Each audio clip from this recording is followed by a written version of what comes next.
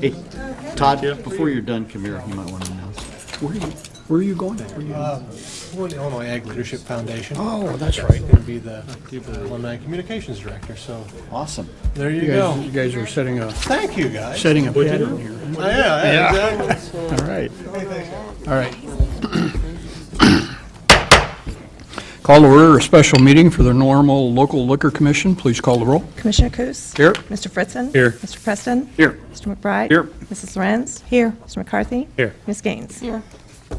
The purpose of the meeting is to approve two liquor license applications. The first is an application for Beazil LLC, doing business as Blaze Pizza at 1601 College Avenue, Suite A, requesting a Class C and Class H liquor licenses. Motion for approval. Approval. Second. Is there discussion on this license? Hearing none, please call the roll. Mr. Fritzen? Aye. Mr. Preston? Aye. Mr. McBride? Aye. Mrs. Lorenz? Aye. Mr. McCarthy? Aye. Ms. Gaines? Aye. Commissioner Coos? Aye. The license is approved. The second application is for Chipotle Mexican Grill LLC, doing business as Chipotle at 1601 East College Avenue, Suite B, and looking for a Class D and H liquor license. Motion for approval? Move approval. Second. Is there discussion on this item? Please call the roll. Mr. Preston? Aye. Mr. McBride? Aye. Mrs. Lorenz? Aye. Mr. McCarthy? Aye. Ms. Gaines? Aye. Mr. Fritzen? Aye. Mayor Coos? Aye. That concludes the business of the special meeting. A motion for adjournment, please. Move to adjourn. Second. Please call the roll. Mr. McBride? Aye. Mrs. Lorenz? Aye. Mr. McCarthy? Aye. Ms. Gaines? Aye. Mr. Fritzen? Aye. Mr. Preston? Aye. Mayor Coos? We are adjourned from the Liquor Commission. Call to order a regular meeting for the Normal Town Council for May 16th, 2016. Please call the roll. Mayor Coos? Here. Mr. Fritzen? Here. Mr. Preston? Here. Mr. McBride? Here. Mrs. Lorenz? Here. Mr. McCarthy? Here. Ms. Gaines? Here. We'll begin with the Pledge of Allegiance.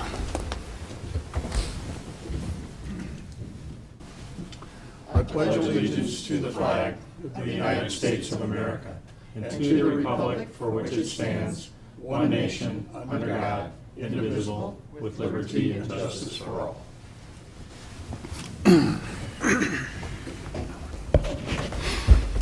We'll start with the omnibus agenda. These are items that are considered routine and will be handled by one vote unless a council member would like to pull an item for discussion. I would like to be excused on voting on any bills I may have incurred in my duties as mayor. And seeing nothing, a motion for approval. So moved. Second. Items we are considering tonight are approval of the minutes of the regular meeting of May 2nd, 2016, and approval of town of normal expenditures for payment as of May 11th, 2016. A resolution to accept an agreement from EA Architecture and Design Incorporated for design services in the amount of $28,000, and that's for building expansion at 621 Linden Street Maintenance Facility.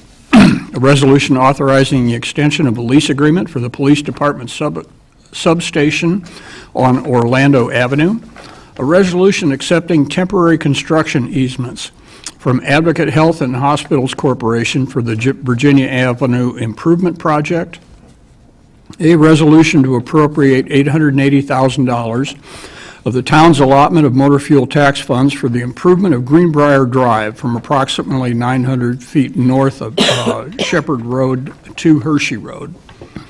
A resolution to appropriate $1,367,000 of the town's allotment of motor fuel tax funds for the improvement of Hershey Road from Shepherd Road to Greenbrier Drive. And an ordinance approving a license agreement with Metro FiberNet LLC for the installation of a fiber optic hut on town property at 700 Pine Street. Please call the roll. Mr. Fritzen? Aye. Mr. Preston? Aye. Mr. McBride? Aye. Mrs. Lorenz? Aye. Mr. McCarthy? Aye. Ms. Gaines? Aye. Mayor Coos? Aye. That concludes the omnibus agenda. We have two items of general orders tonight. The first is a resolution accepting bids and awarding a contract to PJ Hare Incorporated in the amount of $5,856,000 for the construction of the new headquarters fire station on Main Street. Motion for approval. Move approval. Second. Second. Is there discussion on this? I know we've been over this many times and in depth. And we're finally at the point we're going to start construction. Any comments or questions? Hearing none, please call the roll. Mr. Preston? Aye. Mr. McBride? Aye. Mrs. Lorenz? Aye. Mr. McCarthy? Aye. Ms. Gaines? Aye. Mr. Fritzen? Aye. Mayor Kus? Aye. Resolution is approved. Item 7 is an ordinance authorizing the execution of a development agreement involving the purchase and restoration of 305 Pine Street and approval of a $148,000 allocation from the 1% sales tax proceeds for replacement of the parking lot. Move approval. Thank you. Second. Discussion on this item. Ms. Gaines? I just want to say that, I think probably all of us heard from a couple of people, I think it may have come through the town website, in fact, concerned about there'd be no return on this investment. However, it wouldn't be an investment if there wasn't going to be some return. And there's just a great number of people who already are coming into town and go directly to the Route 66 Museum in downtown Bloomington, and we're missing a lot. We are missing a lot of people stopping and having lunch in Uptown Normal. We're missing people buying things at the stores in Uptown and shopping. Excuse me. And as people are driving by this way, and most anyway, to get there because they're trying to follow Route 66, so it just makes good sense. This community needs visitors. We just had the luncheon the other day about visitors, and the guy who talked about that, and they help so much in all of our budgets because people come, they spend money, and they pay taxes. And that's people who aren't just living here, so it's not just us being responsible. Does anybody remember the guy who talked that day about visitors at that? How many visitors did he say we're already having here? I recall one set of statistics he used when he talked about hotel occupancy. And he said, if we were occupied at 50%, which we're well above that in the community, that there would be 1,500 people in the community on any given day needing to eat, shop, gas up, conduct business with local businesses and the like, and so that's a low number. Yes. That there would be 1,500 people, and he said ask your local restaurants and shops and the like how well they would get along without those visitors to your community. So he said that from a tourism, the word tourism is the wrong word to apply to what goes on in your community. The Convention and Visitors Bureau really is about attracting visitors, and we do that already. We make an investment in that already as a town with softball tournaments and our festivals and the like. We partner with others, obviously in Sugar Creek and some of our festivals, but we're right in the mix of things with what we do. So we're already about the business of attracting visitors to the community. So I guess to finish some of my thought with that is, it struck me that I have been thinking and talking to several of you for a long time. If we've got to find a niche here, you go visit many cities, go many areas, and they've got a niche that attracts people. And then sometimes you get that. I've been to some places like, oh my God, everybody goes there, and then I go there and I'm like, really? This is what attracts everybody. And this is something that I think that can really be that niche. And then if we tie it in maybe with, some of the Lincoln issues that, things that we have going on, but getting that niche so people want to come to Normal and Bloomington and have it be, let them help us. Let those visitors help all our businesses in the community. And so I think this is really kind of an exciting thing. I think that it's, I don't think it's a boondoggle. I don't think it's a waste. I think it's an investment, and we're going to have many returns on it. because there's going to be a lot of work that Ms. Reinberg has already done, and she's going to continue to do a lot of work there to help make this a place that's really going to be known throughout the country as a place to stop by. And I think that's pretty darn exciting. Thank you. Ms. Lorenz? I'll add on to what Ms. Gaines has already said in the sense that I've done a lot of thinking today about this particular topic, and it's interesting. I want to sort of suggest it this way, that the theory here that I think we're all perhaps in agreement is that the tourism industry for Route 66 has exploded. I mean, I think that's a fair statement to say with a high degree of confidence. And that many other municipalities, much smaller than ours even, have invested in that particular niche of heritage tourism. Pontiac, Lincoln, Atlanta, so on and so forth. And yet we've got quite a few jewels right here. And I think we've begun to tap into this market within the last year with the visitor center at the Historical Museum. And I think we see this as another piece of that puzzle that's sort of laying right here in our backyard, so to speak. And so if that's the theory, I find it an interesting hypothesis, perhaps, that the sentiment is that it's better that we do nothing. I mean, that's kind of the sentiment that I've been hearing, is that, well, why should we do that? It's good enough. People that want to come are coming. And so I look to being, kind of trying to tease this one out, I look to our history, to our track record. And it's interesting how these quality of life issues become really, really hard decisions.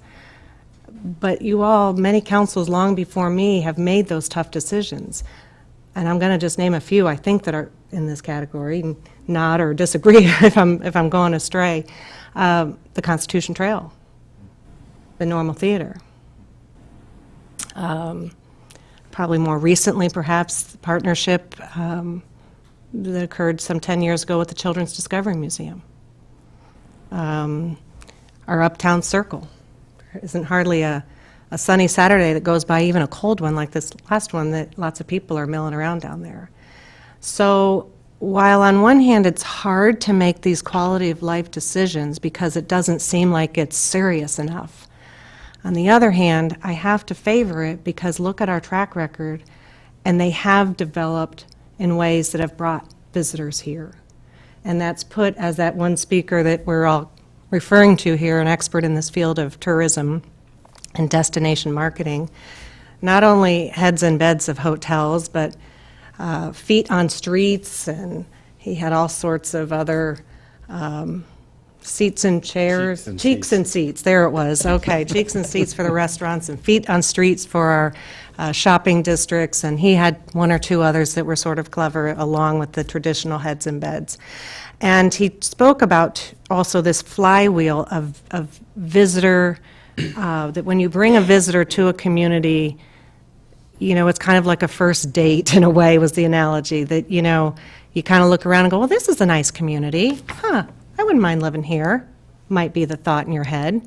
And so, maybe someday, or maybe a family member has an opportunity to locate in the central part of the country, in central Illinois, and you go, well, I remember visiting.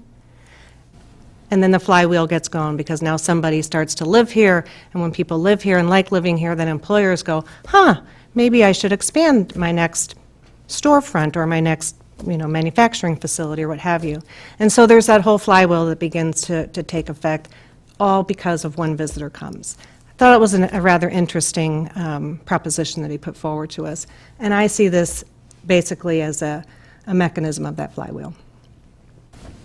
Mr. Fritzen? Got some questions regarding the agreement, the operation, and the like. Let me start with the inability to use the Community Development Block Grant funds to improve the parking lot, which is going to cost us roughly $150,000 to repair, and we've got funds, as the report says, that can be used that way because we already earmarked part of our sales tax, local sales tax increase for tourism and the like.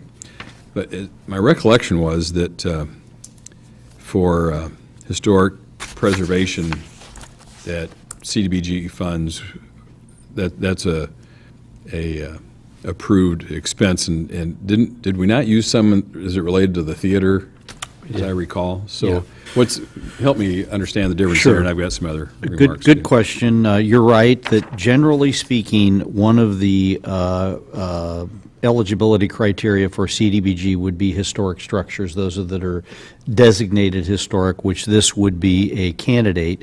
And under private ownership, and we had planned to do this last year, but frankly ran out of time, but under private ownership, the Housing and Urban Development Department, U.S. Housing and Urban Development Department, will generally approve, not maybe the word is begrudgingly approve the use of CDBG funds for this type of application, even though the census tract within which this particular property lies does not meet low-income qualifications. But it is historic. However, and this is a change that has occurred in recent years with HUD, they generally do not allow these funds to be used if it's publicly owned. And the reason being is they generally feel that CDBG funds would, in that case, be supplementing local, essentially general fund money, which is not their purpose. So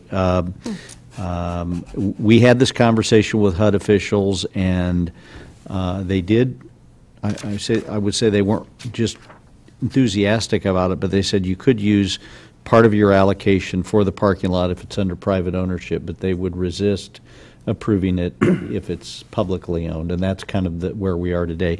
Now, the good news is those CDBG funds will be used somewhere else. It's not as if they're lost. It's like a grant that we can't apply for. We still have those money, and we will use it in other good eligible places. But in this particular instance, we'll have to use other funds for the parking lot. Other questions I have, ongoing, it's one thing to acquire it. It's another thing to maintain it. And obviously, with Ms. Ryburn, if she is to reside there and operate a business there, then there's going to be some ongoing, just daily maintenance that the fact that it's occupied, that things get taken care of. But the bigger ticket items obviously would fall on us. And so, Right. Wondering about, anticipated annual operating costs for that type of thing, and maybe too, a bit of some thoughts on, this would be different than any other town facility. Now, the theater also was different than any other town facility when we acquired it, but because of the arts and as an extension of Parks and Rec, the arts kind of fall into that, and so that, you can make a case for that. I'm thinking, the maintenance agreement with the Broadview Mansion, this kind of has some similarities, I guess, to that. And so I see some similarities, but typically, our facilities are like the building we're in, or a swimming pool complex, or an outdoor parks, complex, or the community activity center, facilities like that. So how are you categorizing, I guess, this facility with the other types of facilities we run?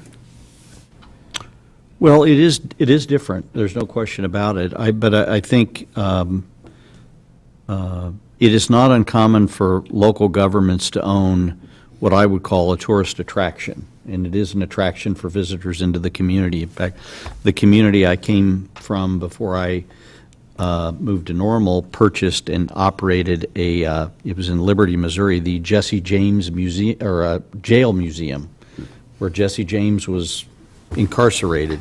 in the local downtown. And it was one of those that was privately owned, and the owner could no longer afford to maintain it, and the community felt it was an important asset, and it was a tourism generator, a visitor generator, that they chose to purchase it and operate it. It would fall into that same category. I think it's an appropriate public use. In terms of the cost, yes, there will be some cost.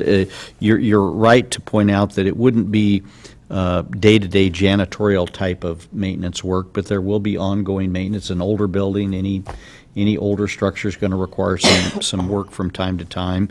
Would not require any additional maintenance staff. We have the capability of absorbing this within our own organization, so it wouldn't be a staffing cost, but there may be from time to time some capital costs required for repairs and equipment replacement, those kinds of things. It's hard to predict those costs, but they will be there. But it is a little different, probably is more similar to the Broadview Mansion or the Van Laer Mansion that you mentioned, that we don't own that, but we do maintain it on behalf of the Emmanuel Foundation, Bible Foundation Board. Somewhere, we've kept an open dialogue about this property ever since Ms. Ryburn acquired it, and has approached us on past occasions about participation in it, and not something I historically have been enthused about doing. But I think, for the reasons Ms. Lorenz mentioned, I'm a lot warmer to it this time. I guess,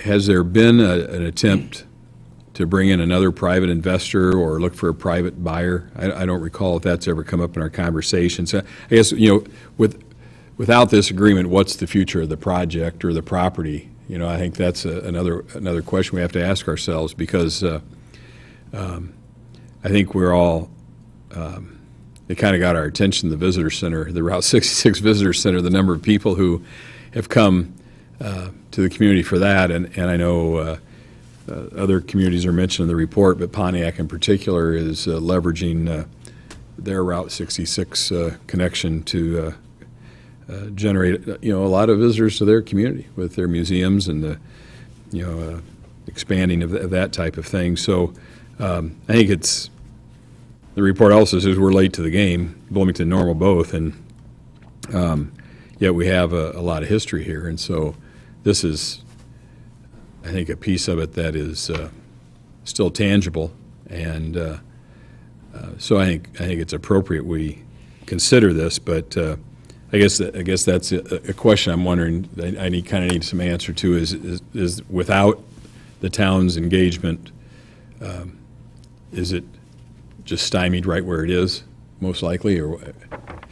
That's my sense of it, and I've had conversations with Ms. Ryburn, who's here in the audience, and I call her the little engine that could, because it was 10 years ago that, as you'll recall, she came and talked to the council about this project, and the council did grant some money. $85,000 sticks out in my head to do some roof work and to get some HVAC repairs, or I think there were several residential HVAC systems to secure the building so it did not deteriorate while Terry was looking for funding. And she has been, I would say, remarkably successful in securing grant funding. There's a grant that's pending right now that we're hoping to secure. But despite that, I mean, she has limited financial resources. I think she's put everything she's got into the building, and again has done a good job of attracting grant funds, but has reached a point where there's just not much else out there to pursue, and she personally does not have any significant money to put in the property. I think she's basically spending her time and every bit of income she's able to generate through her pension and a couple of part-time jobs to just maintain the building and pay the mortgage. So she has, shared with us that she's kind of at the end of the line. Would there be a third party, a generous person who is interested in history like Terry was? I mean, she's got this affinity to Route 66. Most people that are considering a financial investment would not have invested in this property had she not had this emotional connection. And I think it would have taken some philanthropist, is there one out there, to buy it, because it obviously is a financial investment, probably wouldn't be a good one. In our case, we're investing it because of the economic impact it will create in the community, not necessarily a direct return to the town. We have not pursued a private buyer, and I don't know that Ms. Ryburn actively pursued a private buyer. But I'm not sure that one, again, short of just a philanthropist that's willing to invest money in this for the good of the community and for their love of history, I think it would be hard to find somebody to do that. This is, I think without this public involvement, my guess is the building would stay pretty much in its current state. At some point, Ms. Ryburn would have to sell the property, is my guess. She couldn't keep it forever. And then it might be a speculator who's looking to maybe clear the building and use the lot for some commercial construction of some sort. I don't know. But I think the good news is that, in my judgment, had Ms. Ryburn not purchased this building 10 years ago, it would probably be gone today. Would probably be one of those assets that's just, we've got some pictures and some articles, but it's just gone. And I give her great credit for her personal sacrifice and her just absolute dog determination to keep going. And I think that's why the opportunity still exists today. And again, there has been some work done on the building. It's not like it's just in the same condition that she purchased. She's done a lot of work on the building, but unfortunately, there's still quite a bit yet to be done. I would guess that without her participation at this point, you're right. I think it was close to gone when she bought it. But if we were to consider this investment from scratch, it would be double what we're talking about. Most likely. So, Likely. yeah, very good. Thank you. Mr. McCarthy? Thank you. As more often than not, my counterpart, Mr. Fritzen, has asked all of my questions already, without us even discussing them, I guess. And I think I heard this question answered, but I'll repeat the question. Mr. Peterson, you mentioned that there would be no additional staffing or pensions or maintenance. No. Okay, that's what you told me. I guess I'll kind of start out with some thoughts, and I had the same question of if not us, who, but I think from a slightly different perspective than maybe Mr. Fritzen did. It's from the perspective, if we don't act, what will happen to it? And we're all essentially talking about an economic development opportunity rather than an investment property real estate investment perspective. Hopefully we don't go into the speculative real estate investment business too much as a town council, I hope. But as an economic development opportunity, one of the great things here is we don't have to invent the market. The market exists. Route 66 is here. And quite literally, the dollars are driving right by the town of Normal. And so we'd like to try to capture some of those here with the clever cheeks and seats comments from our CVB presenter the other day. And I guess that's really why I'm supportive of this, is from that perspective, is if we don't do that, what are the opportunities? We've got a leveraged asset that's been being maintained would cost us a lot less than it probably would have, as Mr. Fritzen mentioned, 10 years ago. But there's already an established market. We basically have to fix it up a little bit, hang a sign, and we're going to start to help our local businesses, restaurants, gas stations, convenience stores, restaurants along all parts of Uptown Normal and Bloomington, as you mentioned. So I think that's the important perspective to keep in mind, that we're not trying to speculate on real estate. We're trying to create economic development opportunities for our community. Thanks. Thank you. Mr. Preston? Yeah, let me start off with a couple questions. First of all, do we know how many visitors or individuals are currently stopping at the facility. It is open to the public. I assume it has been for some time for visitors on Route 66. You're talking about this 305 Pine. It's not open to the public. The people can certainly drive by and stop in the parking lot. There are a couple of Route 66 signs out in the parking lot. So there are some people, and it is on some maps, there are some people that will stop just to look at it and take a photograph. I don't think it's a large number, but there are some. I couldn't tell you exactly how many, Mr. Preston, but I don't think there's a lot of people, but there are some. Okay. As I'm looking at the list that we have here for some of the responsibilities that the town would be undertaking if we approve this agreement, the future gift shop is one that stands out to me, certainly as making this property more attractive, as well as doing some work on the existing parking lot. And there was mention that the CVB would also be able to, or potentially be interested in providing funding for marketing and promotional activities. Do we know, historically with the CVB, is that something they would likely only be likely to have a discussion about if the property is town-owned compared to if it remains private? I don't Those think kind of so. activities? I think they would probably, if it's indeed a completed attraction, I think they would be willing to entertain some marketing funds, whether it was private or public. I think it's a little bit easier for them if it's public, but I don't think that particular conversation would only take place if it's a public owner or buyer. And again, I don't want to, Crystal Howard's in the audience, so Crystal and I have had conversations about the potential for some marketing funds, and she's been very receptive, but we don't have any specific agreement at this point, but we think that's a distinct possibility.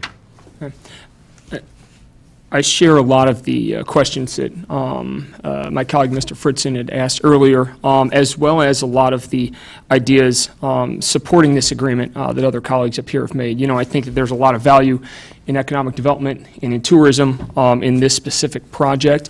But one context that I don't believe we have looked at this through, or at least discussed it through up here tonight, is the idea that we can be supportive of Ms. Ryburn's initiative, the great work that she's done so far on this, and help see this to completion and promote tourism, economic activity here in Normal. We can accomplish that, I believe, without completely taking ownership of the property. And community development block grants, I think, is an obvious example of an opportunity where that could be the case if this remained privately owned, but the town was still involved with it. Mr. Peterson mentioned earlier that we have provided grants, I believe, for HVAC work at times in the past. That would be another aspect, just an example, I guess, of the opportunity that we could have to continue to support this, provide, reap, hopefully, all of the benefits and opportunities that can come as a result of this attraction without being full-on owners of the property, responsible for the entirety of the large maintenance that we're discussing today, taking on the acquisition costs, this, that, and the other, that I'm supportive of the property. I love the idea of it. I love the value that it will bring to the community, to Route 66, to Normal, economic development, tourism, the like. But I think there are ways that we can support that and achieve our end goal without personally taking ownership of this private venture. Thank you. And Mr. McBride. Well, thank you, and I hope everyone will forgive a personal reflection very quickly, but the first place that my wife and I lived off campus here in this community was at 900 North Walnut Street, which sits catty-corner from the property. We rented for 5 years from Mr. and Mrs. Peterson, no relation. No relation. I believe, but have some very fond memories of that particular property, and it's just unique, and maybe a thought exercise. I think someone up here earlier mentioned that, a lot of wonderful historic places fall by the wayside. They fall into disrepair, or they just disappear altogether, and we're left with nothing but pictures. And the question, why did they allow that to happen? And furthermore, whenever we're in this community or other communities and look at a really unique historic site, we say, wow, what a treasure, what a neat thing. Well, those things didn't stay by accident. Someone, or more likely a series of someones, made a commitment and said, this is important to have in our community. And I think this well meets those criteria. I think the tourism is great, and I also understand the concerns presented by some we've heard from who are concerned about the expenditure, but it's bigger than tourism. This is a very unique property that personally I would like to see standing 25, 50, 75, 100 years from now. And I think that's pretty important. And furthermore, I think my colleagues would all agree that Ms. Ryburn is to be commended for all of her efforts to keep it going.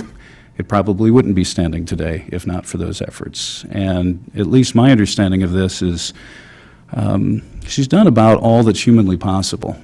And with due respect to my colleagues' thoughts, unless we intervene, I don't know that there's much more that can be done. So I'm very happy and proud to support this.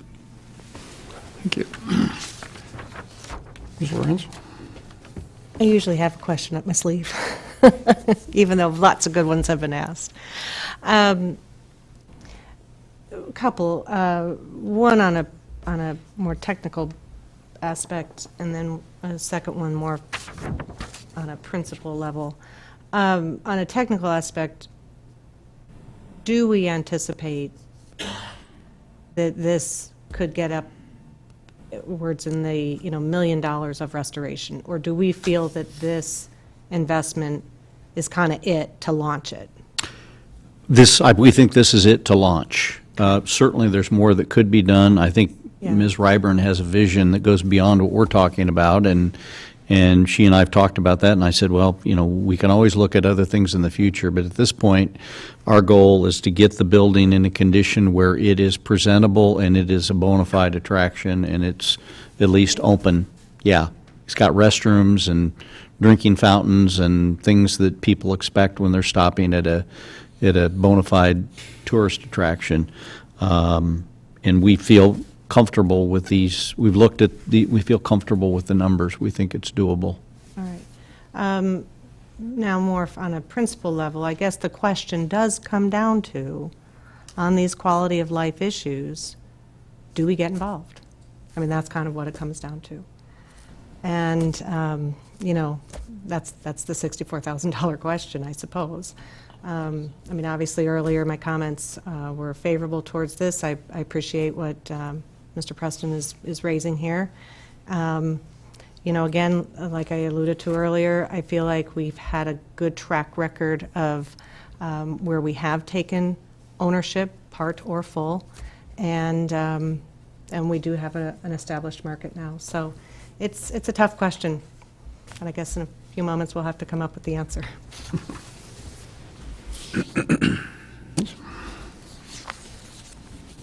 I guess, excuse me,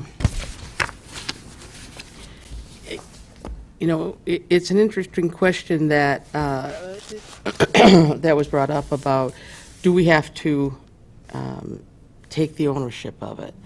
And I think, yes, we do, because otherwise we're investing in something that we have a vision for, and I don't see us, we have to make certain that that vision's going to go forward. If we're just saying, okay, we'll help you do this, then who knows, 10, 15 years down the road, or somebody dies or something happens, the heirs or something might not have the same vision. And so I think when it comes to this, I think it's really important that we do have our hands in this some, but yet at the same time, we're not quote unquote running it. We're not expending extra staff. We're not doing any of that. And so I think it's pretty good bang for our buck. And so I guess for me, it's not such a tough question, because it really is about bringing people to this community, having them spend their money here, and that's a way that we protect other people who live here in our community from, we try to keep we've tried to keep very static our property taxes, and that's because when we bring in sales taxes, that pays a lot of bills.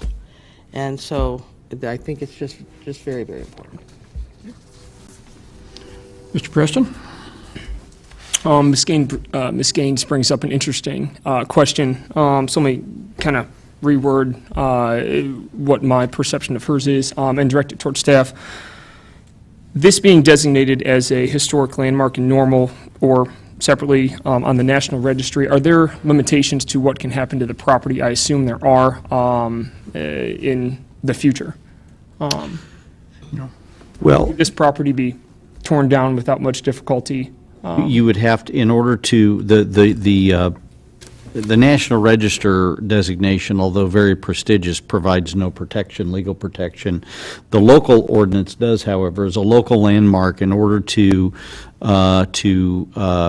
tear the property down or to make any significant exterior alterations would require a certificate of appropriateness, which can be granted by the Historic Preservation Commission. If they deny it, it can be appealed to the council.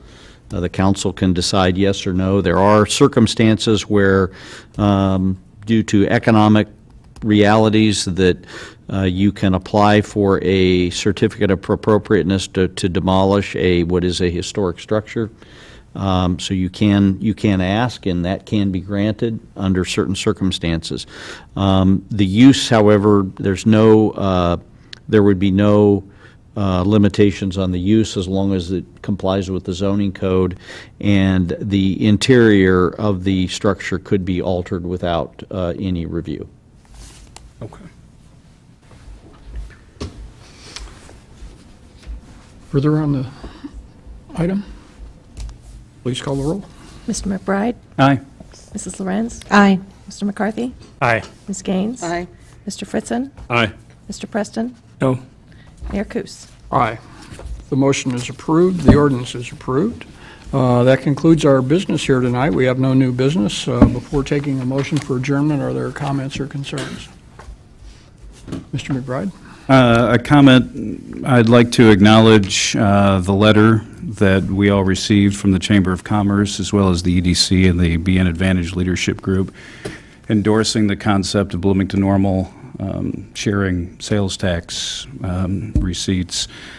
As everyone, I think, up here knows, several of us have been working on this for a couple of months now, and I think it presents a unique opportunity to think in a collaborative fashion and much more regionally, maybe than we have it in the past, and maybe to get out of the business of spending time and energy and talent, and in some cases, actual dollars to incentivize retailers to be on one side of Division Street or the other. So it's also kind of a rare situation in that it seems pretty much everyone, not everyone, but pretty much everyone who's approached me and spoken to me about this is very much in favor of the concept, and I think that's pretty exciting. So we'll keep at it, and hopefully something comes of it. Thank you. Motion for adjournment? Nope. Sorry, Jeff. Thank you. Bloomington recently had some discussion, either at the Liquor Commission level or council, about gaming and some issues they had with some of their license holders with their results, their financial results. And I don't know that, I don't know how their ordinance is written. I don't know if anything they act on or are considering acting on has any impact on us, but obviously we need to stay in tune with what they're doing. Make sure we don't have any pitfalls in our ordinance like they're observing. One thing that I've observed recently that I hadn't noticed previously, maybe I just paying too close attention to traffic while I was driving to notice them, but a couple of different facilities in town that their signage just blatantly just says video gaming. It makes no pretense of this is a restaurant or this is a place where you can get a sandwich and a drink. That it's basically a video gaming parlor. And, though I was glad to pass an ordinance that enabled a business in Uptown Normal to open and offer a different fare, I regret being in favor of that ordinance because of what's happened, and I've expressed that regret before when it comes to these fronts, these faux restaurants that really are video gaming parlors. And so their signage really says what it is, but and I don't know that there's anything in an ordinance that precludes them from doing that. But for my money, I would like to see that practice stopped. And so if there's something we can add to an ordinance or whatever that speaks to that, I think it'd be worth investigating. Another regret I have, and an unfortunate sign that stands in front of a business that no longer operates, is the Rhythm and Booze operation. My regret is that when that license was approved, I didn't sit here and say, could you come up with a better name than that? Because, obviously it's, to them it was descriptive of what their business was about. Their business model obviously failed. And I would like to see that sign removed or covered or something, if that's at all possible, for us to make happen. It's a business that doesn't exist anymore, and again, like I said, I think it's an unfortunate choice of words for the name of a business, and didn't prove successful for them. So, not glad to see them go out of business, but would like to see the sign disappear now that they have. Fair enough. Further? Move we adjourn. Thank you. Please call the roll. Mrs. Lorenz? Aye. Mr. McCarthy? Aye. Ms. Gaines? Aye. Mr. Fritzen? Aye. Mr. Preston? Aye. Mr. McBride? Aye. Mayor Kus? Aye. We are adjourned. Thank you.